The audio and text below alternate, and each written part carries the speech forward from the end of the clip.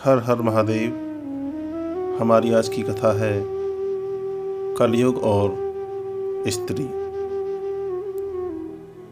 एक बार मुनियों में परस्पर इस विषय पर बड़ा विवाद हुआ कि किस समय का किया गया पुण्य सबसे अधिक फलदायक होता है तथा कौन उसका सुविधापूर्वक अनुष्ठान कर सकता है, अर्थात किसको यह पुण्य बड़ी आसानी से प्राप्त हो जाता है।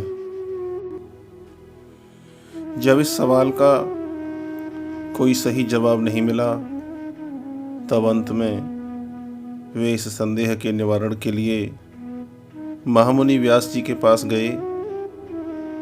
उस समय व्यास जी भगवान के ध्यान में मग्न होकर गंगा जी में स्नान कर रहे थे। ज्यों ही ऋषिगण वहां पहुंचे, व्यास जी डुबकी लगाते हुए ऋषियों को सुनाकर जोर से बोले, कलयुग ही श्रेष्ठ है, कलयुग ही श्रेष्ठ है। यह कहकर वे पुनः जलमग्न हो गए। थोड़ी देर बाद जब वे जल से पुनः बाहर निकले, तब स्त्रियां ही धन्य हैं, स्त्रियां ही साधु हैं, यह वाक्य बोले। उसके बाद जब वे ध्यान आदि से निवृत्त हुए, तब मुनिजन उनके पास आए।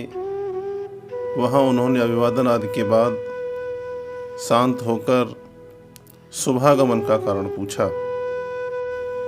ऋषियों ने कहा, हमें आप पहले यह बताइए कि आपने जो कलयुग ही श्रेष्ठ है, स्त्रियां ही धन्य हैं, यह कहा, इसका आशय क्या है? यदि कोई आपत्ति न हो तो पहले यही बतलाने का कष्ट करें, उसके बाद हम लोग अपने आने का कारण कहेंगे। व्यास जी बोले, ऋषियों, जो फल सतयुग में 10 वर्ष तप, ब्रह्मचर्य और धर्माचरण करने से प्राप्त होता है, वही त्रेता में 1 वर्ष, द्वापर में 1 मास तथा कलयुग में केवल 1 दिन में प्राप्त होता है। इसी कारण मैंने कलयुग को श्रेष्ठ कहा है। जो फल सतयुग में योग, त्रेता में यज्ञ और द्वापर में पूजा करने से प्राप्त होता है, वही फल कलयुग में भगवान का नाम कीर्तन करने मात्र से मिल जाता है। ऋषियों, कलयुग में बहुत कम श्रम और बहुत कम समय में अत्यधिक पुण्य की प्राप्ति हो जाती है, इसीलिए मैंने कलयुग को श्रेष्ठ कहा है। और स्त्रियों को भी यह पुण्य केवल मन, वचन, कर्म से अपने पति की सेवा करने से ही उपलब्ध हो जाते हैं। इसीलिए मैंने स्त्रियां ही धन्य हैं, स्त्रियां ही साधु हैं, इनसे धन्य और कौन है, ये शब्द कहे थे।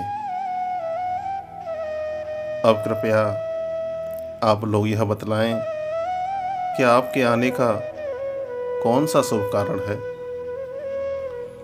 ऋषियों ने कहा, महामुने, हम लोग जिस प्रयोजन से यहाँ आए थे वह कार्य हो गया।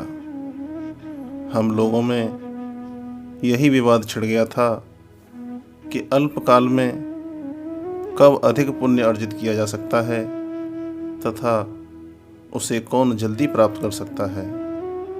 वह आपके इस स्पष्टीकरण से समाप्त तथा निर्णीत हो चुका। व्यासदेव ने कहा, ऋषियों, मैंने ध्यान योग से आपके आने की बात जान ली थी तथा आपके हृदयगत भावों को भी जान गया था। अतएव मैंने उपर्युक्त बातें कहीं।